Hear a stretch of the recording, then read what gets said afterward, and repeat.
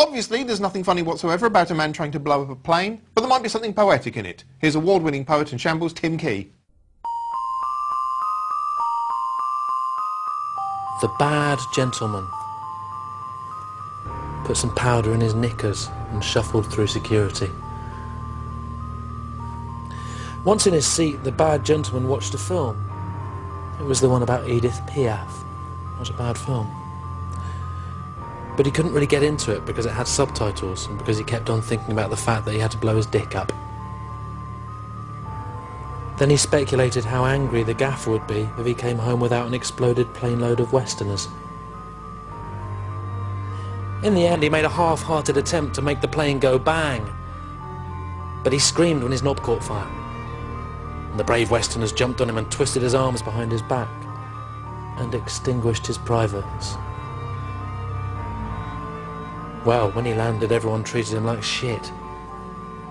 And it was excruciating when he did a piss. He felt like a right plum.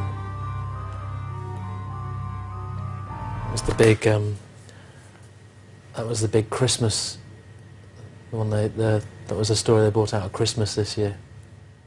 In any given week, there are big stories, there are little stories, and then there's this sort of thing. This is the week in bullshit.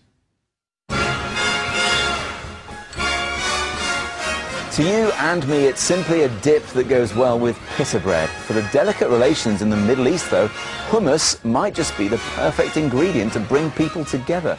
Yes, 5 News diligently covered a valiant and uplifting attempt to bring peace to the Middle East, as a community of Arabs and Jews worked together as one to break the world record for the biggest dish of hummus ever. 4,090 kilograms of hummus. The success of the bid will hopefully herald an era of 1,000 years of peace, which is about how long it will take me to eat all that stuff. Next week, solving climate change with Tara Masalata. Now here's American comic and alienated drunk Doug Stanhope with his view on fear in the US news media.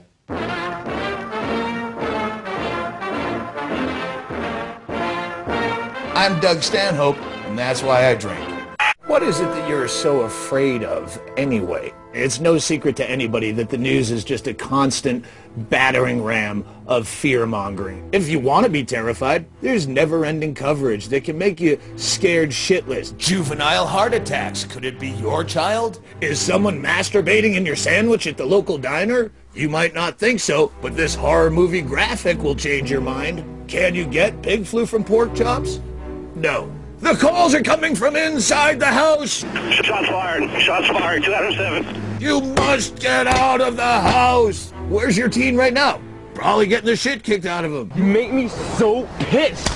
People tend to blame the news as though it's their fault for spreading all this fear, as though there's no market for it. You can't blame the news for making you afraid any more than you would blame horror movies or haunted houses. That's what people are buying into, and the reason that people are buying fear so easily and stockpiling it is you'd much rather believe all that bullshit that, you know, immigrants are trying to take your job and pedophiles are trying to fuck your kids and terrorists are coming to blow up your Ford Focus in particular. That's far more palatable for people to buy than to accept the reality, which is that probably at a statistical high Vegas odds probability is that nothing of any significance will ever happen to you in your entire boring life. You're not going to win the lottery. You're not going to get caught in gang violence or school shootings. You're not going to get date raped. I know you put a napkin over your glass when you go out to have a cigarette so no one slips something in there and fucks you later. Wasn't going to happen anyway. Nothing's going to happen to you. You'll fall in love. You'll break your heart. Later on in life, you'll settle for less. They're not so much of a looker, not real high on the personality scale, but they're stable. You can make a family with them, and you'll push out rotten kids, and you'll get some awful job. You'll give up your dreams and sit in a cubicle. Maybe in your 50s, they'll find some lump in the back of your neck that they have to just cut out, and your daughter flies home from college in the Dakotas to be there by your side, but by then they found out it's benign. It's an outpatient procedure that you'll still bring up every Christmas dinner like it was some near-death experience. Before you carve the turkey, Mary, I just want to say, after my little scare with the neck thing, it made me reevaluate my entire life. And now I realize how much my family means to me. And just to have you all here, I know I get choked up every time I talk about this. Nothing ever happened to you. Stop milking it. Nothing ever happened in your whole boring life. So shut up, flip on the news, and carve the fucking turkey. Don't know if you noticed, but we had a bit of weather recently. Temperatures across the land plunged to Hollyoaks IQ level, and Nick Griffin's dream of an all-white Britain was finally realised. The rolling networks covered it in much the same way they'd cover an alien invasion. They rapidly dispatched journalists to all 18 corners of the nation, where they stood around looking cold and uncomfortable, a bit like hungry homeless people forlornly staring through the window of an upmarket restaurant at diners sitting indoors in the warmth. You could be forgiven for thinking that snow was a brand new, never-before-seen phenomenon. Sky helpfully explained where it came from for the benefit of dimbo-dumbos. To have snow, the layers of the atmosphere below cloud level must be cold enough to keep the flakes from melting. We were also shown that snow is a cold, white, watery powder which can, in large quantities, render roads impassable and make pavements more slippery than usual. Mainly, though, we learned that snow is a disloyal, deceitful substance responsible for causing conditions that can only be described as treacherous.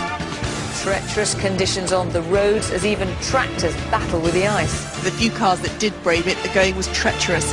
Minor roads continue to be treacherous ice. Although it turned out snow wasn't the only thing capable of treachery when there was a brief distraction in the middle of the blizzard in the form of an attempted political coup. Since most of Sky's other reporters were standing around the country gawping at snowflakes, Kay Burley herself shot down to Westminster disguised as a pearly queen. But it was a false alarm. Gordon Brown remained in power, and a humiliated Jeff Hume had to nod his way through impromptu bollockings from passing backbenchers to embarrassing effect on ITN. Get on with doing your backbenches, Josh. Okay. Good. Having shot to the top of the news agenda, the coup quickly shrank back down. Meanwhile, back in the Kingdom of Narnia, the state of Britain's slippery pavements was providing bulletins with plenty of tittersome you've-been-framed style slapstick. This spot in Bristol claimed 2 victims in very quick succession. All they had to do was pop a camera next to an icy bit of pavement, hit record, sit back and let the hilarity commence. It's still dangerous for Dublin pedestrians. He's probably in hospital now. Slippery pavements were a huge concern for many journalists as they pandered to some of the moaniest people in Britain. The pavement should be gritted like the roads. People leave their cars at home because they can't get off their drives and so forth and so on. They must be gritted like the roads. Last year during a cold snap, the news largely contented itself with showing viewers snowy shenanigans.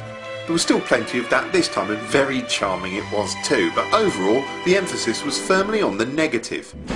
More schools are out now the snow puts A-levels and GCSE exams at risk. Record demand for gas and electricity strains supplies and pushes up prices. We explore how much the appalling weather will cost you. Yes, to the miserable newsmongers, the snowfall was little more than a collection of new things to worry about. They worried whether shopkeepers would run out of bread and pastries. Last packet of croissants. Just got a few of the bits of normal Kingsmill stuff. They worried whether their viewers knew how to defrost a frozen pipe. Basically, once you locate a pipe, just turn the hairdryer on. They even worried whether baboons could comprehend what was happening. It's a shame we can't talk to the animals and tell them what all this cold, white stuff is. No, it isn't. Largely, though, they worried about the supply of grit. We're in big problems with grit. They were obsessed with the notion we might run out of grit, thereby killing everyone in Britain. The news went live to every variety of gritting depot you could imagine. There were boring gritting depots, dull gritting depots, tedious gritting depots, underwhelming gritting depots, undermanned gritting depots, manned gritting depots, indoor gritting depots, outdoor gritting depots, murky gritting depots, sexy gritting depots. Everywhere you looked, the news was taking it up the gritter. No wonder they lost all sense of perspective. With more snow and ice forecast, is Britain sliding toward chaos? While the reporters stood around looking miserable, concerned and serious, real people were having a laugh. They were frolicking, tumbling, sledging and arsing around in the background, precisely the sort of frivolity Alistair Stewart has no time for. The bad weather has indeed brought great acts of humanity, but as you just saw, it's also been an excuse for spectacular stupidity. With its doomy mantra of treacherous conditions, chaotic roads, perilous pavements, arctic winds and plummeting mercury, the news did its melodramatic best to turn the winter wonderland into a story of death from the skies. It was a tale of woe, peril and treachery the general public just weren't buying. What about this travel chaos, the misery across Britain, snowbound Britain? Doesn't matter, does it? Anyway, that's all we've got time for this week. Good night.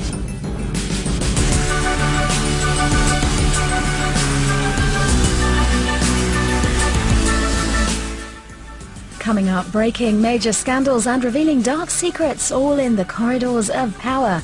Rory Bremner is joined by Edwina Curry for a look at the perils of a political memoir, as Dear Diary concludes next.